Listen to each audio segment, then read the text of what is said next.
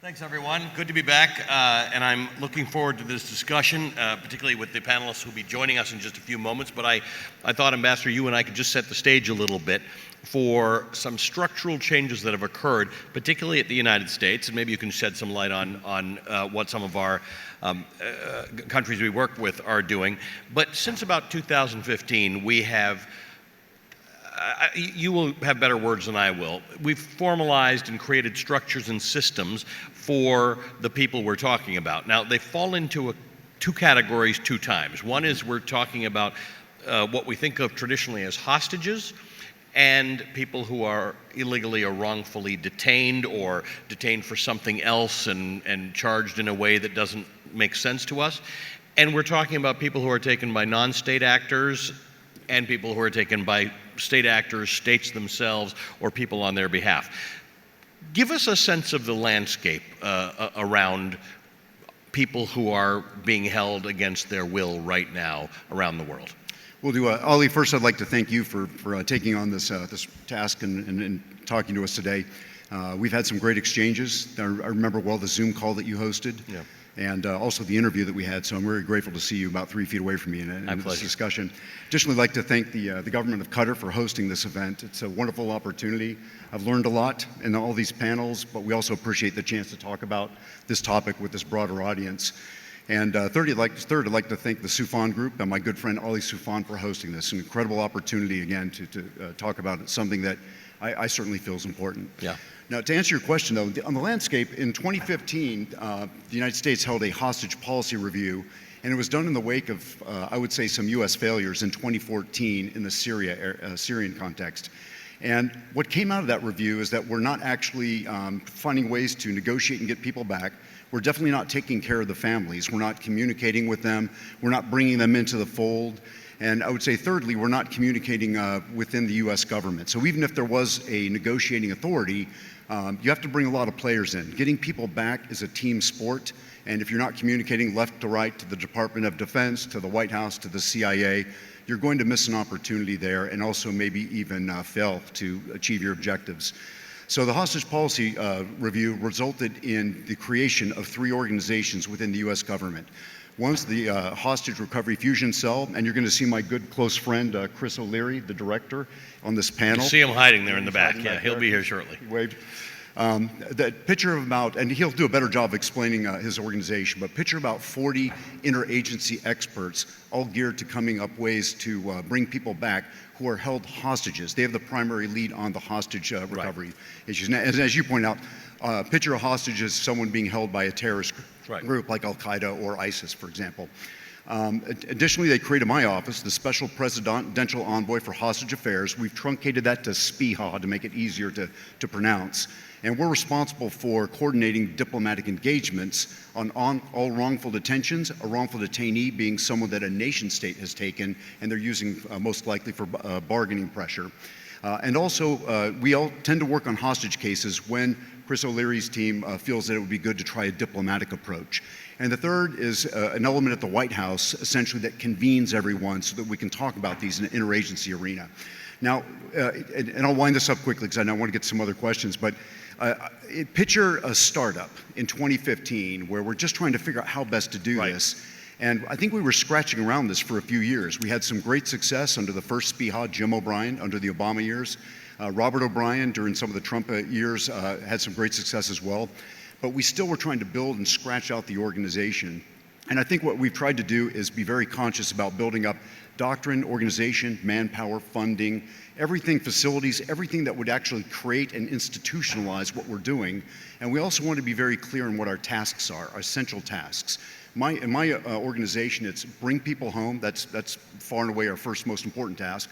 Secondly, to support and partner with the families of those being held. Third, to keep building out the enterprise by implementing the Levinson Act and the President's executive order for last year. And fourth, to build out a deterrent strategy that hopefully one day, if we do this right, and can bring together a coalition of like-minded countries, we can eventually dismantle my office because we've kind of solved that problem. And that's kind of what it looks right now. There's a sort of a fifth thing that one notices now when you go on the State Department website, which is a warning about places where an American citizen, for instance, may be held or may be arrested or may be taken by the government, the implication being that that might be political. Yes. You might be used. There's some element of wanting to get the message out to Americans that the world's a risky place. Some places Yes. are risky for Yes. Americans to go, even if you're involved in tourism or normal business practices. Exactly. Consular Affairs runs a portion of our travel.state.gov website, and they put out something, as you called it, or referred to. It's called the D indicator, and that gives you a sense that you might run the risk of being detained in that country. And we're hoping to increase public awareness and actually tell people, if you plan on going to, for example, Iran, to visit your grandmother or attend a funeral or to go to a wedding or to just visit, you might be at risk. What happens to people, because a lot of the people wrongfully detained do have two passports or do have citizenship in another country, and that country will sort of take the view that that doesn't matter. Yeah. You're in our country, you don't have protections from the United States or Canada or somewhere else. We get that all the time. In fact, it's just almost to be expected. If an American's taken, but they happen to be a member of, like a dual American that's has an Iranian and a U.S. passport, but to us, only one thing matters. If you have a blue passport, the United States of America is going to tirelessly work to bring you back home. Let's talk a little about the shift in the landscape. Many people, it used to be, I think, everybody knew about hostages and understood hostages taken by groups that seemed like terrorist groups. Obviously, there's been a big shift toward people taken by state actors. What's that middle ground? Is there a middle ground there where it's a non-state actor, but maybe they're working at the behest of a state? Like, how do you deal with? Is it always very clear that this is either a terrorist group or this is either a government entity? We've had cases that are a little more ambiguous. But here's why it's in a way not a problem for us anymore. So in other words, if it's like, I'll use Iran again as an example. If it's Iran, pretty clear. If it's Al-Qaeda, pretty clear. If it's somewhere in between, I would say 5 years ago, there would be some confusion and maybe there would be gaps and seams into how we would deal with that. But right now, we just talk all day long. It's my office is probably on the phone with the White House from the time we roll in at 8 o'clock at night to the time we go home at 8 o'clock. I'm sorry, 8 in the morning to 8 at night. And the communication now is to the point where we will just sit there and sort it out, either on a phone call, in a personal meeting. We also take advice from our NGO colleagues. We take advice from our members on Capitol Hill. So it becomes a broader discussion. That helps us fine-tune who does what, where, and when, and why. And I think the roles and missions, once you sort it out, you can still do a good job of getting people home, taking care of the families in a way that provides the full resources of the U.S. government. But again, maybe 5 or 6 years ago, that would have been a hard thing to do. Now the communications between all the various different actors and stakeholders is to the point where that's not much of an issue anymore. Talk to me about a term you used. You talked about negotiation. We often hear that we don't negotiate with people who take hostages. Are you talking about negotiating with states that take people, or are you talking more broadly about any sort of contact with anyone who has a hostage or a wrongfully detained person? It's contact with anyone that has a hostage. My office has the ability to, I would just give maybe the most extreme example, to go and talk to and negotiate with ISIS if they were to take an American. So we have the ability to do that. It may not be advisable at times. It may be counter to a strategy, so we'd have to work that out and get alignment within the U.S. government, but we do have the capability to do that. And so oftentimes members from my office will actually go and conduct a negotiation to try to bring someone home. How do you feel about families conducting efforts on their own to garner publicity around someone who's been either wrongfully detained or taken hostage? You know, Secretary Blinken probably says it best. Secretary Blinken's talked to almost all the families at this point. Usually has a Zoom call or he brings them over to the State Department, and he tells the families, like, you need to do what you need to do for your mental health, to enact a strategy that you feel is important. And the State Department, we're going to work around you. If we partner well, we'll work together. But the bottom line is, if a family feels like they need to go to the Washington Post or go on MSNBC, that's what they need to do. They have to get that out and express their ability to return and advocate for their loved one in a way that makes sense. We certainly have great conversations with the families. I consider most of them partners. I think I told you in the past, of all of our cases, I've probably been in the living rooms of every single family, whether it's been in Australia, Texas, Kiev, or Massachusetts. We fly out spend 3 or 4 hours with these families, and we talk about the media, and we'll have discussions later on. I probably talk to family members 1 to 4 hours a day, and certainly my case officers do too. So I would imagine that the average contact with a family is for sure once a week, often more, but we're willing to talk and work through media strategies with them. And yet at the same time, because we're the government, we're not telling them to do anything. We'll answer a question if they want our opinion, but it's going to come down to the family members deciding what's right for them. And at times they even bring on media consultants and third-party intermediaries to help them navigate that process. What's important for us to understand about the trend from more people being taken hostage into more people being wrongfully detained by state actors? You know, there are a few things. First off, it is clear that it is a rising trend. Secondly, we're also getting better at identifying that. I would imagine if we had the Levinson Act criteria back in, like, say, 1975, we probably would have found a few more cases that just didn't really seem like people were being wrongfully detained then. But we're clearly on an upward trend. I'd also say that in terms of identifying folks, when the Levinson Act was passed, that was a brilliant move by Congress. It gave us criteria in which to look at a case and determine whether they're wrongfully detained or not. And rather than just wait for cases to migrate to us, we actually did a full sweep of every American that was detained everywhere around the world and to review to see if we missed something. We applied the Levinson Act criteria to thousands of cases, and because of that, we did get a few more. So I don't know if that scratches the itch and answers your question. Let's take a Brittany Griner as an example. Yeah. She did something that the Russians said broke the law. Mm-hmm. What's the issue there? That we don't believe she broke the law, or we don't believe that the thing that was going to happen to her as a result of what they said she did was reasonable? Or is it a third thing that we just know that this is political now and she becomes a political pawn? I think when you take a look at the Levinson Act criteria, and using Brittany's case as a good example, was she perhaps guilty of something? Yeah, probably, perhaps. Was she being used for political leverage? I think to my estimation, yes. Did she get a fair trial, or was it maybe kind of railroaded to an extent? I would say yes. And when you take a look at all these different factors, and it could be something, did they receive a fair trial? Did they receive an extremely harsh sentence for a small crime? Are they being used for political leverage? It could be whether they're tortured. You can factor in all these things, and at a certain point, the stakeholders in the State Department will feel like this seems wrongful to us, and then that elevates to the Secretary of State who makes the ultimate decision. So it's not whether just someone's guilty. There are a few other factors, and I think I have a few cases where I can say that, you know, the evidence leads me to think that this person might actually be guilty, but they also didn't get a fair trial. Right. They were sentenced to life in prison, and they've been tortured. And so, okay, that case starts to make its way over to my desk. What do you do in countries like Russia, Iran, China? Actually, Ukraine was one of them, where once you get charged, the likelihood of you being convicted is well above 90%, almost 100, sure. And penalties are harsh. In other words, there are people like Brittany Griner who are Russians who are going to face similar things. Mm-hmm. How do we distinguish? How do we categorize that as wrongfully detained when you're in a place where they do very serious things to people who commit small crimes?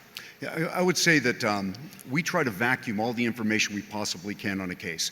So if someone's taken in Russia, for example, we're not only reading what the embassy in Moscow is sending us in terms of what they're seeing. We'll read the news reports. We'll talk to family members. If we can, we'll talk to the person that's been sentenced. We'll talk to their lawyers. The intelligence community will usually send stuff to us that's either secret or top secret. And eventually, with all the elements of the U.S. government, we're able to come up with at least enough information to decide whether we can possibly take the case or not. There are times when, even if you're in, let's say, Russia, and you're probably going to experience a high conviction rate, right. So almost no matter what, if you're arrested, you might be heading off to jail, we can still look at the evidence and say, well, this person actually did steal a car, or he did get in a bar fight and break someone's jaw. And at that point, we back away a little bit in my office, and instead Consular Affairs at the State Department maintains contact. So even if someone is flat out guilty, you can still expect the State Department to go conduct prison visits to make sure that someone's being taken care of and to make sure that they're communicating with the families. All right, so we're 8 years into this plan. What's your sense of what's really worked well, what hasn't been fixed yet, and what should happen next? Not in terms of the hostages, but in terms of the system. I tell you, we've been absolutely throwing our efforts into the system. I'm glad you picked up on that. I'd say the 3 years that I've been there, we've tried to build. I would say, like, if there's like grass between me and, say, the CIA or the White House or the NGOs, Capitol Hill, the media, private industry, we've tried to like create paths and then pull everyone tighter and closer together. So the big thing, I'll answer the question on where we need to go next. I'd like to increase awareness. And I wasn't always there. I think when I took this job 3 years ago, I thought that the way to get things done was to have conversations in smoke-filled back rooms, stay out of the public eye, and try to operate in that kind of dark underground network to try to release people. And we didn't really plan it, but things like Brittany Griner's capture or detention and release have actually just thrown the spotlight onto what we do. And I would say it's actually been good for this one reason: public awareness. So where do we need to go? I'd like to increase public awareness so that Americans considering going back to a country that's a detainer will think once or twice about whether to do that. And maybe more to the point, if everyone knows that this is a big thing, then the nation can get behind it. You'll find that this is a nonpartisan or bipartisan, pick your term, partisan, nonpartisan or bipartisan effort here. And I think part of the reason is people know that this is tough and that the President of the United States, Republican or Democrat, is going to have to make hard decisions. And the more people are aware of that, the more political space the President has to make those decisions.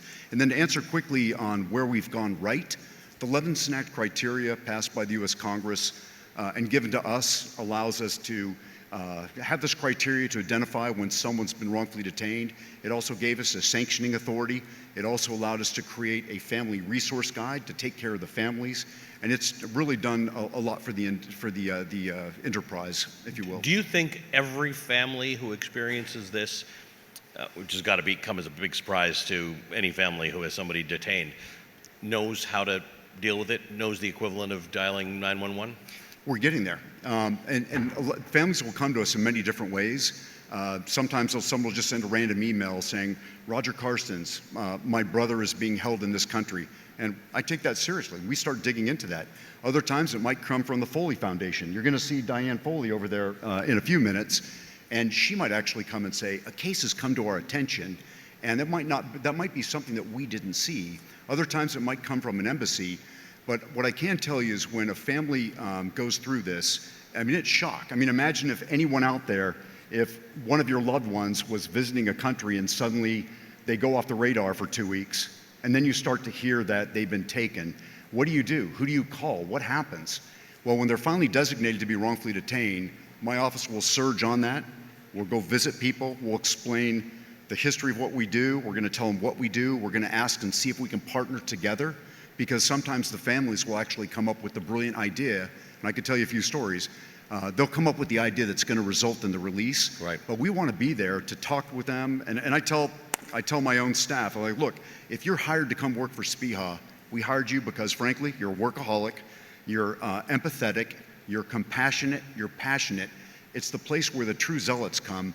The State Department is seen more as like a slow-moving aircraft carrier because it's big foreign policy stuff. My office is like a hospital emergency room. And it's always 24/7 activity, and a lot of that activity is geared to taking care of family members. If someone calls at 10 at night on a Friday, we don't have the option of saying, well, call us Monday. Call us Monday, Right. I left work. We're going to pick that phone up, and if they want to cry for 2.5 hours, and that's happened, we're going to be crying there with them. We want this to be government not as usual. And when we see a family member, as opposed to being firm, direct, and saying, I'm sorry, we can't talk about that's classified, we want to suck them in, give them an embrace, and go down this road with them. That's reassuring. Let's bring the folks up here who are joining us on the panel. Chris O'Leary is the director of hostage recovery, the hostage recovery fusion cells led by the FBI. Sam Goodwin is the advisory board member with the James W. Foley Legacy Foundation. Veena Najibullah is an adjunct professor at the University of British Columbia School of Public Policy and Foreign Affairs. And Diane Foley, of course, is the president and founder of the James W. Foley Legacy Foundation, the mother of Jim Foley, who was a fellow journalist who lost his life as a hostage. Welcome to all of you. Thank you for the work that you all do, the time that you've all put in, the way that you've made me smarter. Diane presented me with the executive summary of the report from the Foley Foundation, which is an important read to understand some of what's going on here. And Diane, it's your life's work to cause people to understand what the issues even are, and then get the systems to work in favor of families trying to get people released. So I want to ask you of your evaluation, both of where we are in the world of hostages and wrongfully detained people, and where we are in the system for getting them released. Well, thank you, Ali. I'm honored to be here. And I'm really certainly no expert. I'm here because our son Jim was the first American beheaded by ISIS, and our government chose not to negotiate for the 4 Americans in 2014. So I feel we've made huge steps forward. I mean, there's no question. You know, when bad things happen, that's when good people step up. And we've had a lot of good people in our government recognize the moral responsibility, really, of our government to have the backs of innocent Americans who are kidnapped or taken wrongfully detained abroad. So I'm incredibly grateful for the hostage enterprise that's been set up, for the various entities with Roger and Chris here working so hard on behalf of Americans. The Levinson Act added wrongful detention criteria, which is so important because, you know, Americans could certainly make mistakes in the world and there are lawful arrests. But what we're finding is in the last decade, we now have 19 countries who have wrongfully detained some of our citizens, as opposed to 10 years ago, it was only 2. It was primarily China and Iran. So we're particularly concerned about that, state actors targeting our citizens and using them to hold our government hostage. So I feel while we've made many steps forward, we still struggle with how to deter this awful practice of international hostage taking. How to, you know, do that. And it's not easy to bring our people home.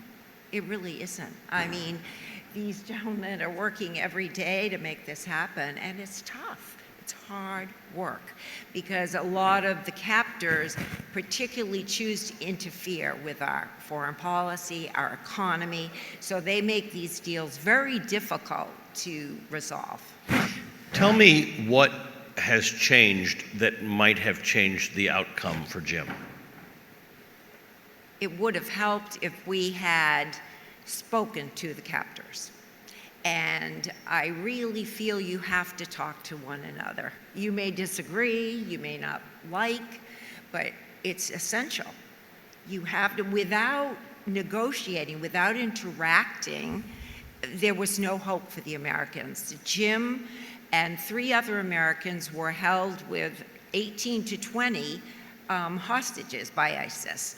All of the European hostages were negotiated out, but the Americans and British felt they could not, should not negotiate, and so they were killed. Sam Goodwin, you were detained in Syria. You were detained in Syria in 2019. You were on a quest to visit every country in the world, and you'd actually managed to get through Somalia, North Korea, Yemen unscathed, but then they got you in Syria. Tell me about your experience. Yeah, thanks, Ali, and thanks to Ali Soufan and GSF for having me. It's a real honor. Yeah, from 2010 to 2019, I traveled every country in the world, and it wasn't all smooth sailing, and unfortunately I had the situation that I had, and in the wake of that, I'm just so grateful that my situation ended peacefully, and for the long list of people who worked tirelessly to make that happen, and all kind of connected to many of the people on this stage and in this room. So it just puts a lot into perspective. But in the wake, I've really tried to do anything I can to help provide perspective or information that might help the next person. And one of the points that I think I would make around this is that this panel is about hostage taking by state and non-state actors, but there's kind of this other chapter. When someone comes home, that closes the captivity chapter, but then it really opens up another chapter, and that's the reintegration and getting back into society. And when I came home, I was really committed to, I really wanted to try and do what I could to help, but it's a real challenge. People come home in all kinds of different situations. They've got, they have psychological issues, potentially physical health issues.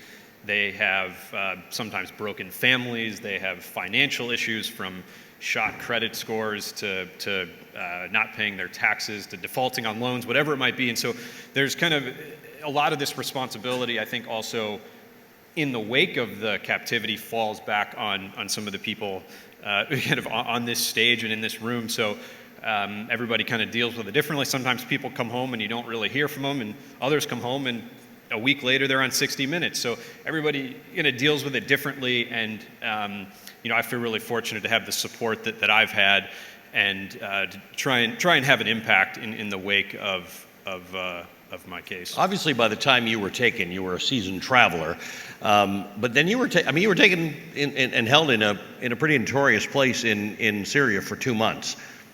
How'd you feel?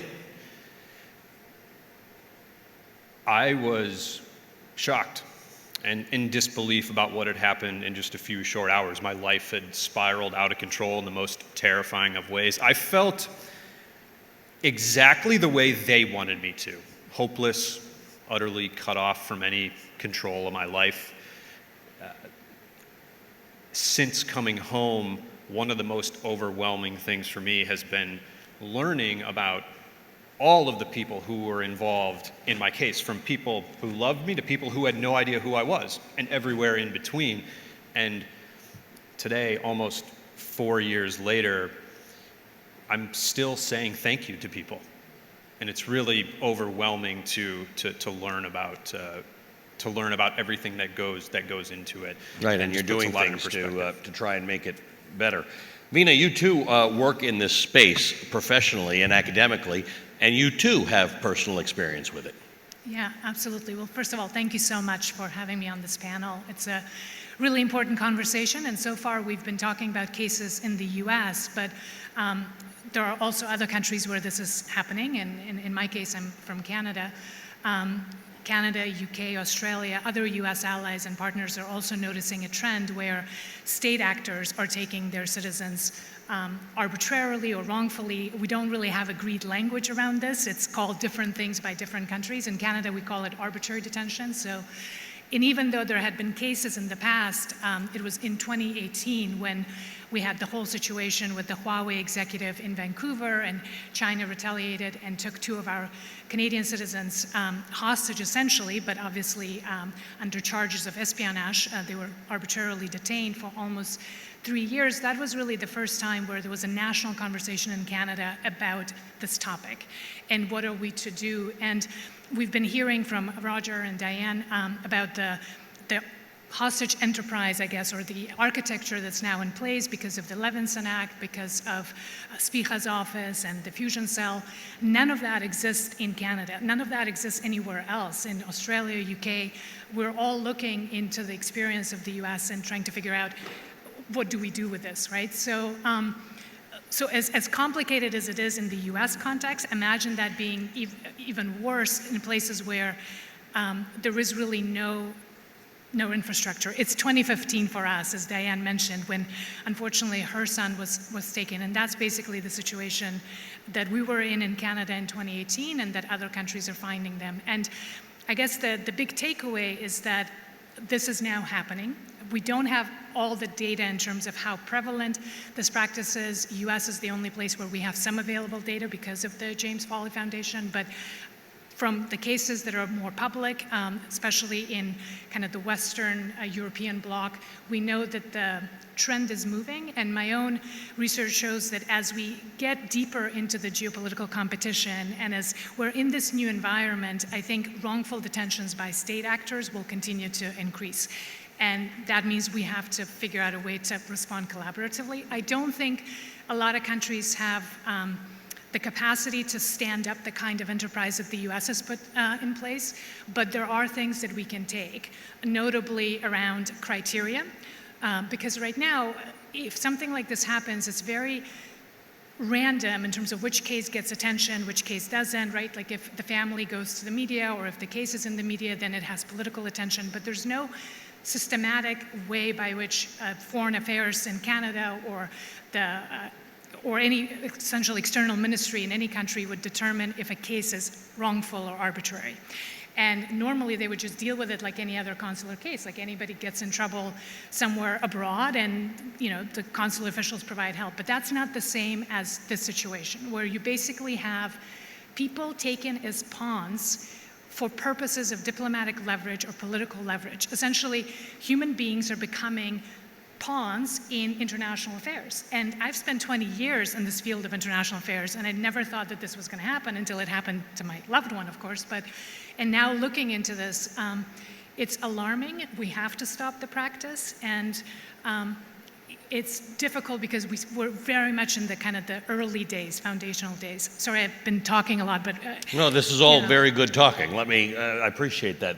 Everything everybody here is saying is new to me, even though I've studied this for a while. And Ambassador, you and Josh Geltzer and I had a conversation some months ago, and you both talked about something that might address some of Vina's concerns, and it is. I'm making this up, this is in my own words, but you talked about some fashion in which there can be international collaboration when it comes to state hostage taking or wrongfully or arbitrarily detained people, in that you can bring pressure to bear on them by bringing in other countries to join in either sanctioning them or taking whatever action they can. Can you just put a little meat on those bones for me? If I may, I think what happened with Vina I guess, spurred the Canadians to provide incredible leadership. And in February of 21, they produced the Declaration Against Arbitrary Detention in State-to-State Relations. And Canada, to this point, has signed on 70 different countries from around the world to try to create a new norm against this. So I have to applaud Canadian leadership in trying to solve this problem. But the idea is that, right now, if you were to ask someone, even in the U.S. Department of State, how do you address this? It's negotiations, it's finding what the captors want, it's maybe using a sanctioning tool, but we've not done a good job of looking about all elements of national power: diplomacy, information, intelligence, law enforcement, military, economic, everything that a nation can bring to bear. Can you pick and choose some tools that could be useful to end this practice? And the idea is if you can work with other countries, a coalition of like-minded countries, so that if a country like Iran takes someone from, say, Belgium or even Kenya, that countries will band together and go to Iran and say, this will not stand, this person's been wrongfully detained, return them, and until you do, we're all willing to levy some form of tools against you in order to raise the price. And again, I kind of said that earlier, if we can do this smartly, maybe in 10 or 15 years, my office goes away because we've ended this practice forever. Right. Okay, thank you. Chris, nice to see you, my friend. Thank you for being here. Obviously, this is a multi-pronged, multifaceted thing when someone gets taken. And it seems to span from negotiation to possibly money to sanctions we were talking about to political pressure. But there is a law enforcement and an element of this that requires your involvement. You're the director of the Hostage Recovery Fusion Cell. Tell me what that is and what it does and where you fit into this whole picture. Well, thank you for having me. Roger laid it out pretty well. We transformed because of our poor structure and poor response in Syria and Iraq, and to deal with Mrs. Foley's situation, the victims. So we restructured the United States hostage enterprise. One of the organizations, the HRFC, is an interagency task force, which I have. The director position can be from other agencies. It has been led by the FBI because of our lead in counterterrorism, but it can be another organization. And then I have deputy directors from other organizations as well. And I have every bit of the U.S. intelligence community and special operations community under my enterprise. Our primary mission is the safe rescue and recovery of Americans held by a terrorist organization abroad. Secondly, to bring justice to the family and hold those accountable for taking Americans hostage through investigation and bringing them back to the United States. For example, Shafiel Sheikh and Alexander Cote, who were responsible for taking Mrs. Foley's son and other American hostages in partnership with our allies. We brought them back to the United States. They faced justice and were convicted for their crimes. And that is purposeful to deter future bad actors from taking American hostages. The third component is support to the families, which we did not do well during the 2014, 15, 16 period. We have an obligation to ensure that they're supported, that we are synchronizing our efforts with theirs, that we have a unified communication strategy with the captors, and that it's purposeful, and that is driving towards the recovery of their loved one. And then lastly, to bring the families closure. Unfortunately, we have many cases that have not ended well, and the families have not gotten their loved ones back or do not know the disposition of their loved ones. So continuing our investigation, gathering intelligence and evidence to determine what has happened to their loved ones. In cases where we know that they're deceased, pursuing where they are and bringing them home for their family. So we have many cases like that, unfortunately, and those operations continue. But our structure and our enterprise is incomplete, and there's been a theme here. The United States has been able to change and evolve, but in order to do this well, we need to develop our international partnerships because the threat remains constant. If you look at Al-Qaeda before 9/11, it was a few hundred individuals, primarily Afghan-based. Now there's many, many more in dozens of countries around the world, and ISIS has a mirror image of that enterprise. So the threat landscape is increased. Our resources to combat terrorism have decreased because there's competing priorities now. So the threat level has elevated. So having international partnerships is critical moving forward. And that is where we are right now, trying to strengthen that connective tissue, have synchronized response to these events, share resources, intelligence, evidence, so we can drive down the practice. And then most importantly, tie it into legitimacy. The UN has a convention from 1979 against the taking of hostages. It outlines everything that we are suggesting that the international community does. Germany introduced it to drive down the practice. Most of the countries that we're looking to partner with are signatories to it. And Mrs. Foley highlighted the fact that this is a theft of a person. This is a theft of human dignity. It's a violation of their human rights. It is self-evident that we should collaborate to drive down the practice. And Diane, you make this point a lot, that this 1979 convention it defines the act of hostage taking as a human rights violation. It compels members of the United Nations to cooperate and collaborate to mitigate the threat. We have, philosophically, we're there in the world. This is kind of like war crimes, right? We know what they are, we know they're wrong, and you think we've got infrastructure to be able to make decisions to work multilaterally to try and solve this problem? We're getting there, Ali. I really feel there are still many challenges ahead of us, just what Chris is saying. I think that's why I'm very grateful for Qatar and their leadership and their willingness to partner with us. That's huge. I really feel to address this threat, it's essential that we have international partnerships. When Jim was held with the other 18 to 20 hostages, everyone did their own thing. And, therefore, our citizens did not get out. So I think it's critical that we work together. And again, I applaud folks like our allies like Qatar. But I also want to stress what Chris was saying about accountability. I mean, that's where our Department of Justice shone, really. Even though they didn't bring Jim home, they were very persistent and made sure that they, thanks to allies, UK and the Kurds who helped us bring some bit of justice to the 4 Americans and 3 British who were killed.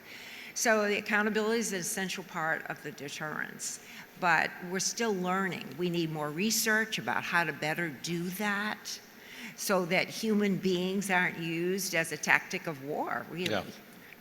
You and I had a conversation yesterday, and it is like so many issues of justice and social justice. We don't want people to become more aware of this just because it might happen to them, although it might. But obviously the story of Jim hits close to home for me because we talk about holding power to account and journalists doing that.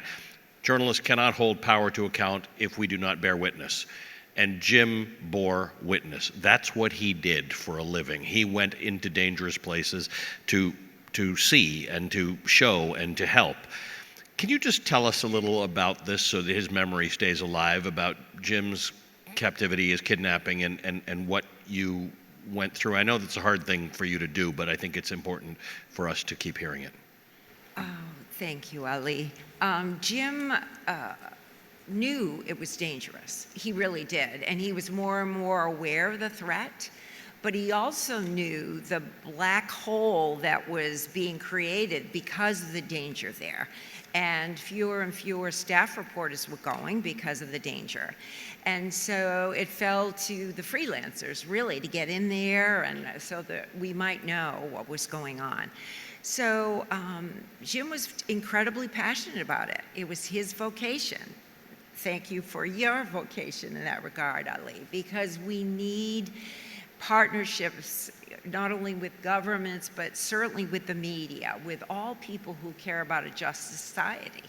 So we certainly need journalists who dare to speak the truth to power and ask the difficult questions, because we can always do better. And that's actually why we decided to start the Foley Foundation, because I was frankly appalled that we had no structure or no one accountable to help bring Jim home.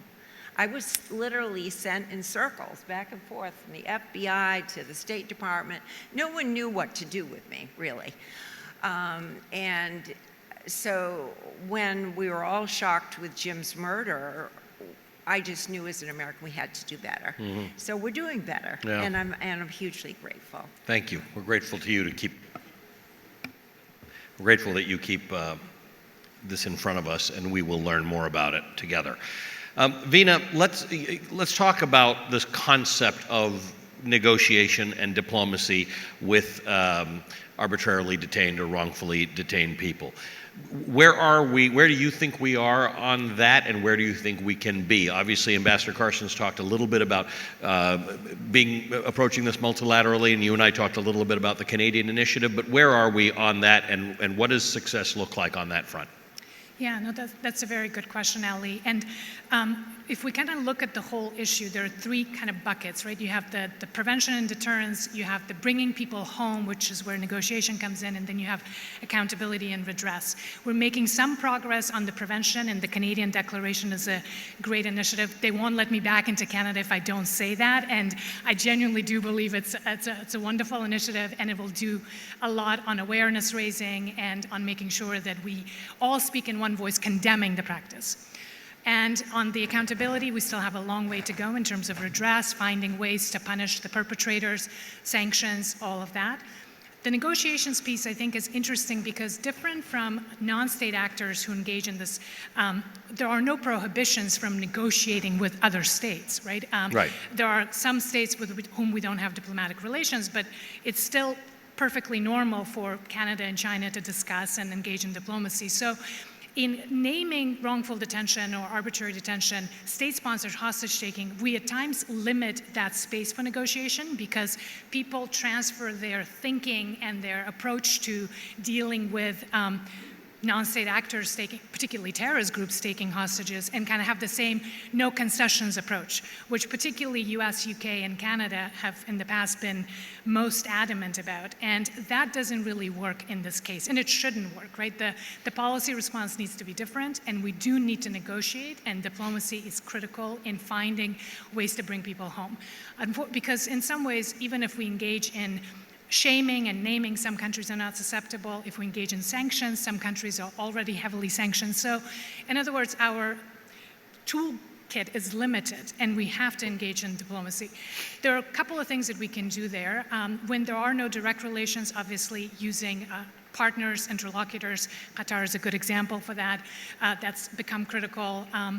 Also figuring out how you leverage private diplomacy and public diplomacy, because like in any negotiation, essentially you're trying to maximize leverage and minimize concessions, right?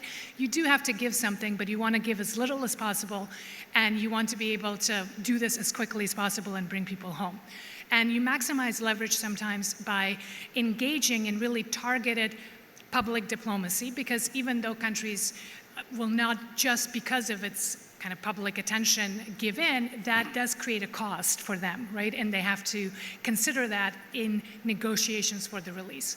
But I think the most important thing is an actual understanding that wrongful detentions or arbitrary detentions, they're different from non-state actors hostage taking, and the solution should be a negotiated outcome, and then after the fact, you engage in punishment. So what we call deterrence through punishment rather than through denial. It's because if you essentially say we don't negotiate, the only people who suffer are the detainees and their families. Essentially, that means that people are languishing in jails, and that doesn't necessarily change the behavior of the state that took them hostage, right? This whole notion that, oh, if we don't negotiate, then that will somehow prevent countries from taking wrongfully detaining people. I don't think that logic holds. I mean, that logic doesn't really even hold with non-state actors. The research on that is inconclusive. So for the purposes of bringing people home who are detained in, and let's be honest, we haven't named the perpetrating countries. Diane mentions there are 19 of them, but over 50% of them are really 5 countries, right? China, Iran, North Korea. Iran is really a perpetual offender. They have essentially a whole enterprise around this, and most countries in the West have had a case throughout the last 30 years. So figuring out how to address that is a critical issue. And this is where lessons learning becomes important. Governments have until now been reluctant to share, and usually they sort of feel like, oh, well, we have our own way of dealing with this. We figured this out, so we kind of quietly will go ahead and do that. But I think there's a lot of room for countries to come together and share lessons and share experiences of how to negotiate, how to minimize concessions.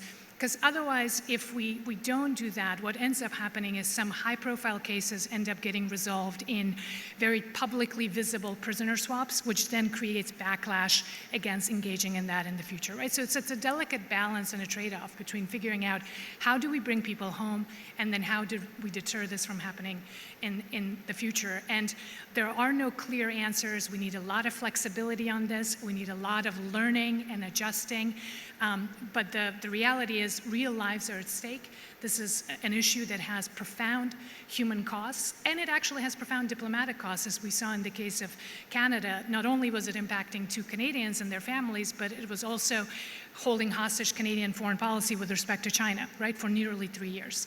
And if we had better ways of resolving it, there would have been far less costs on all countries. And others are noticing this too. UK is in the process of going through an inquiry in its parliament in terms of how to address this because of their high-profile cases in Iran. So we're learning very slowly, but I think having these kinds of conversations is really important as well. And I'm excited to hear that Canada will be doing more on the declaration.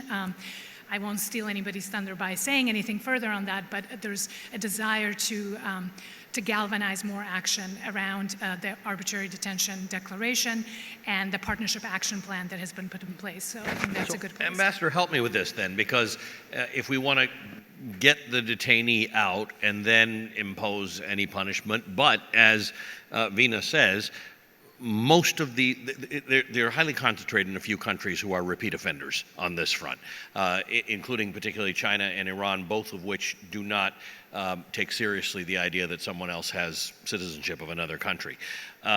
So how do you do that? At what point do you endanger others who are still held because you want to punish the country for doing something wrong? How do you think about that in your world?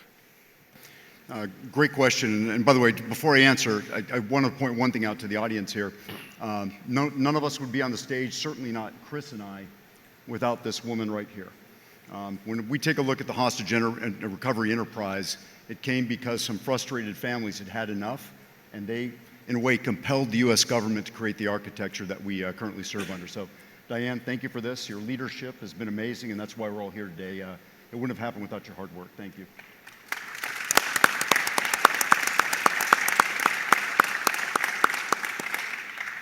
And you've asked a very tough question. I probably wrestle with that a few times a week. As an example, let's say that country X is holding 6 Americans. Let's say we get 4 of them back, and now we have this sanctioning tool, and we want to take this deterrence effort and ratchet up the amount of cost. But can you do that when you still have to go negotiate and get 2 more people back?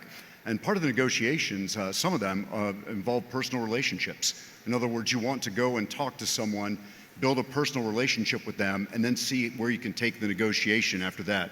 It sometimes works better than just the shaming, the directive, telling them that they must release them, as opposed to that and just saying, okay, look, how are we going to do this? No one else is coming to negotiate this, so how when you and I are going to solve this problem? And if he knows that a sanction is going to come on the heels of that, that can make that tough. We balance it. I don't know if we've always hit it right, but I can tell you that we've spent a lot of time bringing all the players in the hostage recovery interside from the government side of the house to talk about when we can leverage sanctioning authorities, what kind of things we can do to hold people accountable. But really, the bottom line is that one day you'd like to think that if someone was involved in it, be it either a bad judge or a political leader or a cruel and ruthless jailer, that they'll one day be held accountable. And it's a balancing act. Right, okay.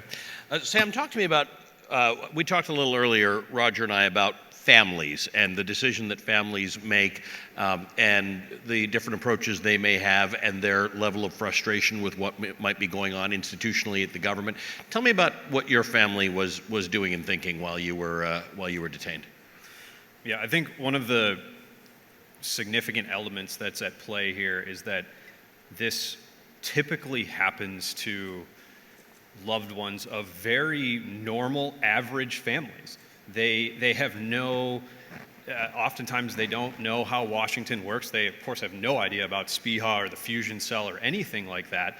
My family, for example, they're smart people, but they admit they didn't know who their state representatives were. They had to figure that out, and they just never needed to operate in some of these spaces. And so I think that brings an increased responsibility for everyone who supports these families to lay out clearly what the path is, to provide them with their resources, help them make tough decisions around, going public, not going public. There are all kinds of things that these people have just never had to navigate before. And of course, Diane can speak to this very, very well. But it's overwhelming uncertainty, and it's a whirlwind, it's a shock, and as I mentioned, I think a lot of that just speaks to an increased, even more responsibility to deal with people who are, there are 61 public cases right now, according to the Foley Foundation. There are probably many more, but every single one of those families is going through the hardest thing they've ever gone through in their life. They've never had to deal with anything like this. So it's a real responsibility, and it's a shock, and it's an overwhelming whirlwind that they often find themselves in. Sorry, Davina. I'll add to that one of the key things, and I think a word that we will be using a lot, is partnerships. And the idea that because these cases are so complex and nobody really has the answer, there's no playbook for how to get somebody home, it's really important for governments to partner with families rather than to treat them as a stakeholder at arm's length that needs to be managed and kept quiet. And I know because of the advocacy of Diane's groups and others in the US, those changes are now being made in the US, right? In the executive order from last year, President Biden specifically talked about partnering with families. And I think that's the big achievement of SPIHA's office as well. That needs to translate in other countries as well, and it's something that Canada, UK, and others need to learn, that partnership with family is critical. It's often the family that has some of the creative answers because we're spending 24/7 on this problem, and even though a family may not be an expert before something like this happens, they quickly find ways to get educated on the issue, to bring in help, to partner with outside actors, other NGOs. So I think that concept of this is a complex issue, and families need to be treated differently than we would in other consular cases where we essentially just kind of give them the once a month briefing and then you sort of do your own thing. And the only time we have to deal with families is when, out of desperation or frustration, they've gone to the media and they're speaking publicly, and now there is a problem, basically a political problem, right? So you want to avoid that kind of approach. And then the other element is this idea of going public or not going public. And that's an area where a lot of families now need advice and support, because it's not a concept, even if you're not speaking with the media, that doesn't mean that you don't have a media strategy. That doesn't mean that you're not actually engaged in creating the context that would be most supportive for the release of your loved one, right? Because there are other, going back to negotiations, right? So you have a media strategy and a communication strategy even if you remain silent. And it's something that there's a great organization, Hostages International, they're trying to now work around this issue of really providing support to families around the issue of going public or not, and how to leverage media, how to leverage partnerships with businesses, with others, academics. Like it's a matter of, it's a whole of society. I mean, we now have a whole of government approach, and US is leading the way on that, but it's a whole of society response that's needed to be able to deal with this really, really difficult challenge. Chris, talk to me about the Hostage Recovery Fusion Cell and that interoperability and partnership, because for those of us outside of government, you wouldn't think that's that complicated to get all these different, agencies that might be involved in recovering a hostage or a detainee, but it is. And what we have learned, and what we've learned through these gatherings and over the years, and certainly since 9/11, is that that's really complicated, actually.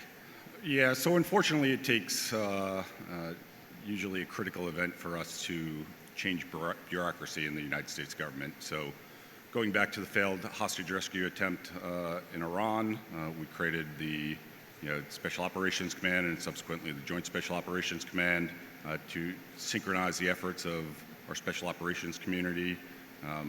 It took 9/11 to drive better partnership between the CIA and the FBI.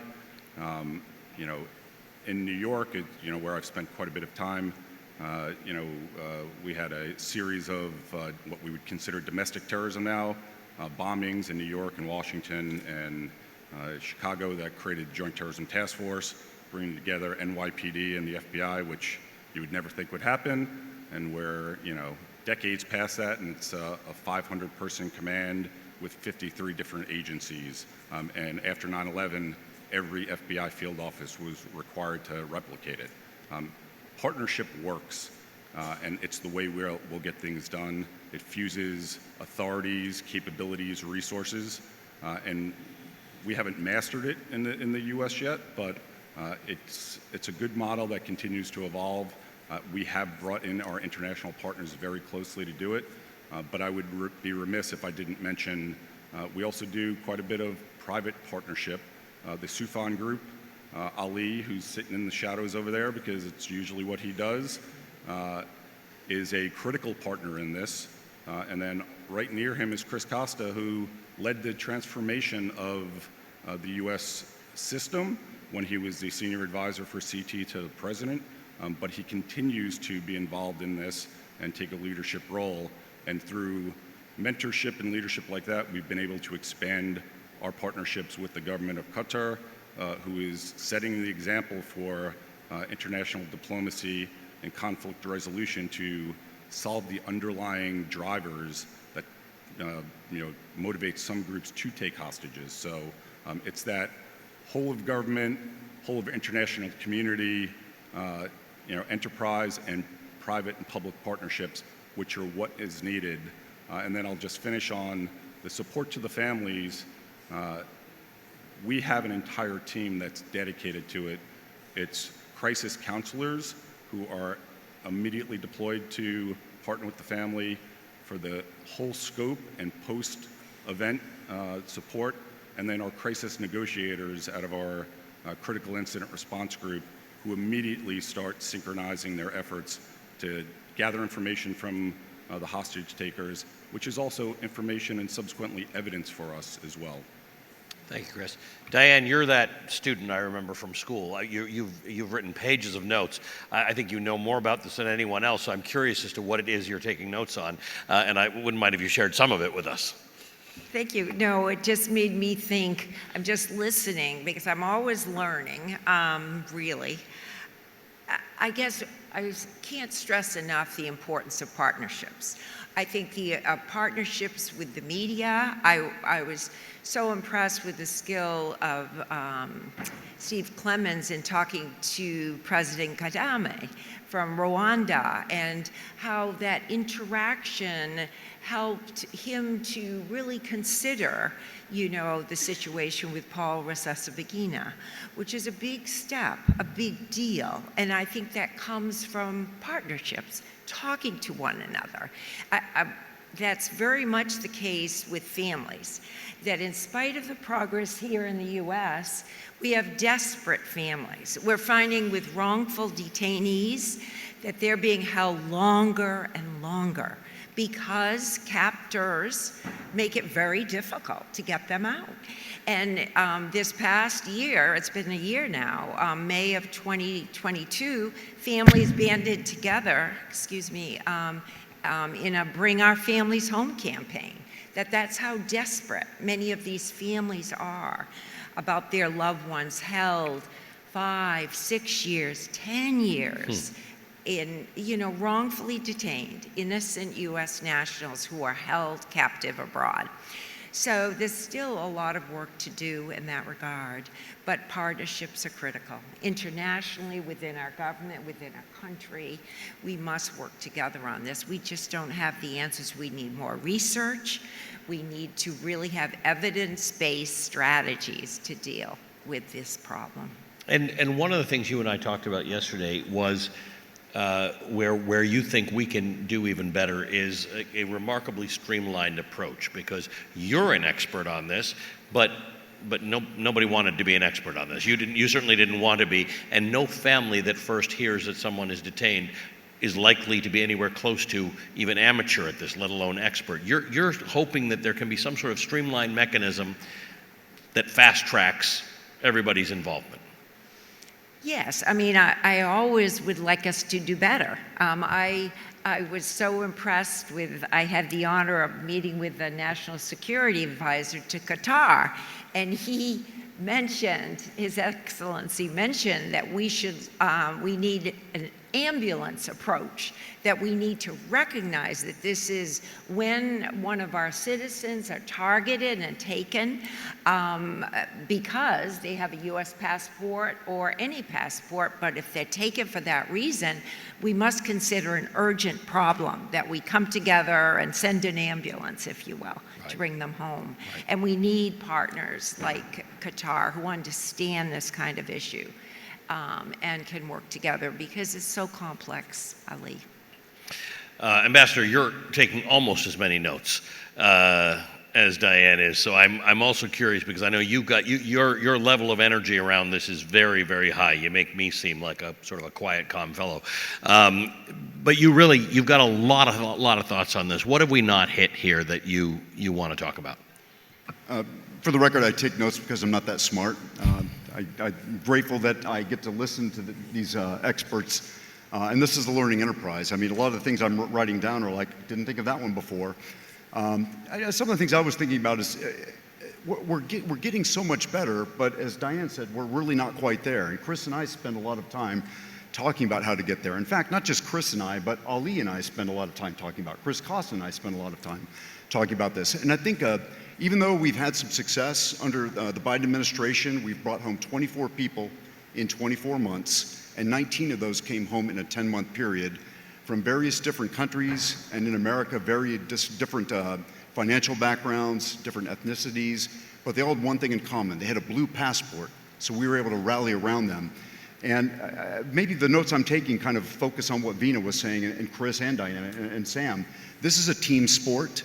It requires everyone to get involved. And when Sam was going through what he went through and Diane was going through what she was going through, nowadays we can try to surge not only the U.S. government, but people like Hostage U.S., the Foley Foundation, the Sufan Group. When we're trying to solve something, I can call Ali and spitball some ideas. On the way home at work, which sadly is usually pretty late, I'll call Mickey Bergman of the Richardson Center, or Eric Lebson, or Jared Genser. They're experts out there in the NGO community and the third-party intermediary committee that are bringing everything to bear.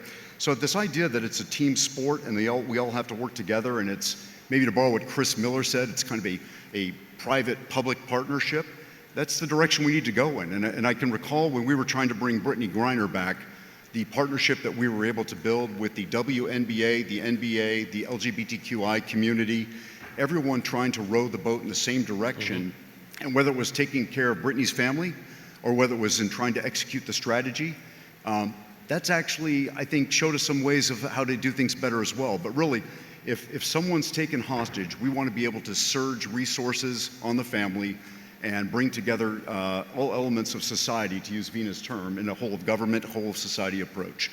Diane, one of the things that Ambassador Carstens and I talked about before we got on the stage was best practices for people who might be detained. You are interested in how that sort of comes together, how we convey information to people, including journalists, NGOs, people doing business, about the risks to them. Yes, as a matter of fact, the other part of our mission is we have particularly worked with aspiring journalists. We want to make sure that anyone who travels internationally really is not naive. You know, they really need to recognize that, you know, there are bad actors in the world who are targeting our citizens, targeting people, want to suppress freedom, want to suppress freedom of the press. So our curricula, we use it in undergraduate and graduate curricula for aspiring journalists and international workers, because we want them to be, you know, prepared to be wise about how to protect themselves, not be naive, not do stupid things, that we need to be respectful when we go to other countries, respect other people's norms and cultures, and know how to act. And actually, next month we're rolling out a basic guide for any traveler, because we feel Americans like to travel. And I think our world is getting smaller. We have more and more you know, we just need to work together in all areas, right? In education, economy, and such. And so people need to travel, but we need to be able to travel safely and have each other's back in that regard. And Chris, you sort of take the other side of that, meaning you take that same view as it relates to companies and organizations, just ways to sort of get sharper around this more dangerous world, as you articulated. The risks are higher now, and mitigation of being taken hostage or being wrongfully detained is something that you can actually help companies with. Yeah, so we spoke the other night about it. NBC, your parent organization, has an exceptional program full of experienced professionals that prepare you properly to travel overseas. That's not the standard across the board for journalists. We have to share those best practices. When looking at NGOs, missionaries, and tourists, diplomats, we have to ensure that people are cognizant of the threat, that they can take steps to mitigate it as much as they can, and that they know what their immediate actions should be if something starts going wrong. And, you know, Roger and I, you know, have military backgrounds, and Chris Costa and Chris Miller. There's a simple concept of improving your fighting position every day to make things better, to look forward, because mediocrity is not a standard. We should be moving towards excellence. We have that obligation to the victims and their families, and part of that is preventing the next victim. And so if we have information or skills or best practices to share, that's our obligation to do so. Vina, one of the things you were involved in, which becomes complicated, is when a member of your family gets taken. Not everybody wants to be caught up in some diplomatic effort. You know, not everybody wants to be part of to get this person out is going to mean policy changes or sanctions or things like that. Most people just want their loved one back. There's a toll on families when you realize that your loved one might be a political pawn. Absolutely. I mean, it's It's a shocking thing because we live in a world in which we feel like more and more of us are able to travel, and the last thing you imagine is that you will end up being a pawn in a massive geopolitical conflict, right? I mean, in the case that you're talking about, it involved China, US, Canada, tech war, everything. It's right? as big as it gets, yeah. Yeah, exactly. So it does take a toll, but it's also then, it has a silver lining in that you get to work with all the stakeholders, right? On some level, I mean, it's shocking and it's traumatic because you would never imagine it, but then you also get exposed to a world where the only way out is by talking to all the stakeholders and figuring out how to essentially come up with a deal that allows everybody to walk away. Nobody's happy, but everybody's happy to walk away. That's sort of the art of a deal, right? And I think in the cases involving Michael Kovrig and Michael Spavor and Meng Wanzhou, it was that kind of situation, that nobody was happy with how it all ended up working out, but everybody was happy to walk away and people came home. And I think the important thing now is, what do we learn from that, right? Like, how do we prevent that from happening? And what kinds of systems we can put in place, whether that's through travel advisories. We talked about the D-designation. Again, US is the only country that's done that. There's no reason why others are not adopting that and why there can be more conversation around that. So particularly targeting dual nationals, because they are by far the largest percentage of people who end up in these situations. So educating dual nationals to the risks involved in traveling to certain countries and using your other passport. I think those are the kinds of things that can be put in place to minimize the type of shock that certainly our family went through, but also pretty much everybody on the stage, Sam and Diane, because we were kind of at the forefront of some of these cases. But I guess one other thing that I'll mention is around evidence-based policies and research, right? I'll echo the point that we need a lot more research into the issue. We've been talking about it, but the reality is there's no agreed definition about any of this, right? Like, so arbitrary detention is illegal under international law, but there's no definition of what's arbitrary. And certainly, how do you actually identify a case of arbitrary detention for the purpose of state-to-state relations or leverage? Because the countries that take citizens, they use their judiciary, they weaponize their judiciary. And because we live in a world in which there's sovereign equality of states and respect for independence of states, you can't criticize another country's judiciary, right? So it becomes a really complicated issue because this country hasn't just openly taken someone hostage, right? They've essentially used their judiciary, and it's a much, much more complex issue than, I would say, non-state actors taking hostages, because you're dealing with another state. So we need a lot more research as to what actually works in these cases and what needs to be done to separate, again, the response and deterrence rather than linking them together and essentially being paralyzed because of the complexity and the trade-offs involved. So you separate the two, you get people back, and then you deal with the deterrence and the accountability piece. The accountability piece, again, to come back, is really complicated because, again, how do you bring a state responsible to account for that, right? Like, we're not talking about a non-state actor. You can't get reparations. You can't bring them to the ICC. So there's a legal gap. There is a definitional gap. There's lack of evidence on what we're talking, but not to sound too negative on this, because the fact that we even have a conversation in this forum is already progress. And the fact that the Soufan Center is having this conversation, a number of others, especially involving US and other countries, right? We can't just have US or Canada only conversation. It requires us coming together. And I'm really glad that we're starting this conversation. And there's some questions that may be somewhat uncomfortable but need to be asked. Is this only a Western problem, right? Like, are we only talking about Western countries whose citizens are getting detained? My hunch is no, but we don't have the data. And is this really a human rights issue? Is this a national security issue? Is this all of the above? Is this an international law issue, right? Like, I mean, we really need to get a handle on how to speak about this issue and how to speak about it in an inclusive way to bring more countries to the table, to make sure that we essentially in the 21st century don't live in a world in which innocent people get taken hostage by states as pawns for geopolitical leverage. As I found at the end of my conversation with the ambassador some months ago, I thought, boy, we can go on about this for hours and hours, and everything we learned would be new, which is what's happened in this panel. It's not all that common that you could talk for this long with this many people, and you're just getting new information, and you're just learning about things, and that's why you're taking all these notes, because you do this every day, and you're still getting more stuff. So I'm grateful to you, and for all of the involvement that you've all had in really recognizing that our systems are imperfect. They're better than they used to be. There's a long way to go.